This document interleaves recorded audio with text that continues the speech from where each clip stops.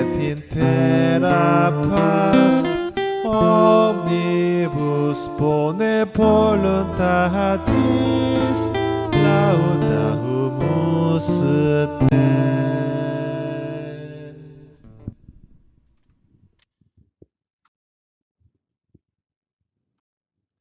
유아 세례는 초대교회 시절부터 전승되었다고 전해집니다. 유아 세례를 했던 이유는 과거에는 유아 사망률이 높았기 때문에 세례를 받지 못하고 죽은 일이 없도록 하기 위해서였다고 추정합니다. 그러나 유아 세례가 정당한지에 대한 의혹은 제기되어 왔습니다. 그 이유는 신앙을 고백할 의지를 가지지 않은 유아가 과연 세례를 받는 것이 합당한지를 이의를 제기한 겁니다. 테르투리아누스도 그랬고 종교개혁 당시 토마스 민처 등이 그랬습니다. 거기에 반대로 아우구스티누스는 유아 세례로 원죄가 소멸된다고 강력히 주장하여 성례전적 위치를 확고히 하였고 루터나 장 깔뱅도 유아 세례가 합당함을 주장하였습니다. 루터는 다음과 같이 말합니다. 유아 세례가 그리스도의 마음에 합한 일이라는 것은 충분히 증명할 수 있습니다. 하나님은 세례받은 자들을 거룩하게 하시며 성령을 주셨습니다. 그리고 현재에도 많은 이들이 세례받았던 사람들의 가르침과 삶의 모습을 통해 성령 받았다는 것을 여전히 깨닫습니다.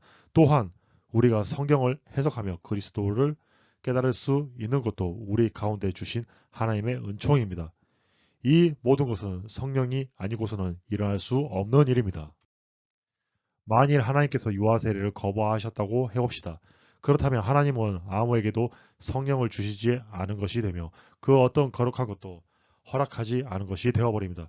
즉 고대로부터 지금까지 그 어떤 사람도 그리스도인이라고 할 수 없게 됩니다. 그러나 하나님께서는 이 세례를 성령을 통해 확증하셨습니다. 교부였던 베르나르, 제르송, 얀 후스 같은 이들을 통해 그 일을 행하셨듯이 이 일은 세상 끝날까지 거룩한 그리스도의 교회를 통해 쉼없이 진행될 것입니다. 그러므로 광신도들 또한 유아 세례는 하나님 마음에 합한 일이라고 고백해야 합니다. 왜냐하면 하나님은 스스로 모순됨이 없으시고 거짓말쟁이와 악당들을 돕지 않으시며 그분의 은총과 그분의 영을 그런 자들에게 주지도 않기 때문입니다.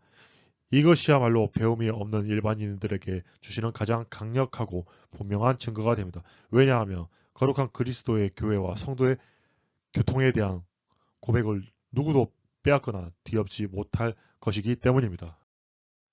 여기서 한 발 더 나아가 봅시다.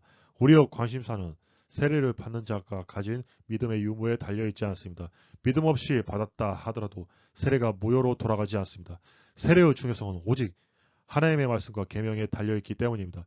이 점은 이제껏 언급한 내용 중에서 그리 세밀하게 다루지 않았지만 모든 진술의 근간이 됩니다. 세례는 단순한 물입니다. 그러나 동시에 하나님의 말씀이 물 옆에 그리고 함께 존재합니다. 이 말은 곧 세례를 받는 자에게 믿음이 없을지라도 물과 함께 있는 말씀이 세례를 온전하게 만든다는 뜻입니다. 왜냐하면 나의 믿음이라 세례를 만드는 것이 아니라 오직 세례를 수용하는 것일 뿐이기 때문입니다. 제대로 된 세례를 받지 못했거나 그렇게 세례를 주었다고 해도 무효화되지 않습니다. 세례는 우리의 믿음이 아니라 말씀에 달려있기 때문입니다. 혹여 오늘 이 시간에 악독한 마음을 품은 유대인이 왔을 때 우리가 진심으로 그에게 세례를 베풀더라도 이미 말했다시피 그 세례는 여전히 유효합니다. 왜냐하면 그 물은 하나님의 말씀이 깃든 물이기 때문입니다. 그 사람이 이 세례를 하잘것 없는 것으로 여긴다 하더라도 여전히 유효합니다. 이것은 그가 세례를 믿든 안 믿든 성찬 받기에 합당하든 그렇지 않든 그런 문제와 관계없는 것과 같습니다. 자, 이제 당신은 광신도들의 말이 근거 없다는 사실을 깨달았을 겁니다. 이미 언급하며 논했다시피 아이들이 믿지 않고 받았다고 해도 그 세례는 여전히 유효합니다. 그러므로 누구든지 아이들은 세례를 다시 받아야 한다고 말할 수 없습니다.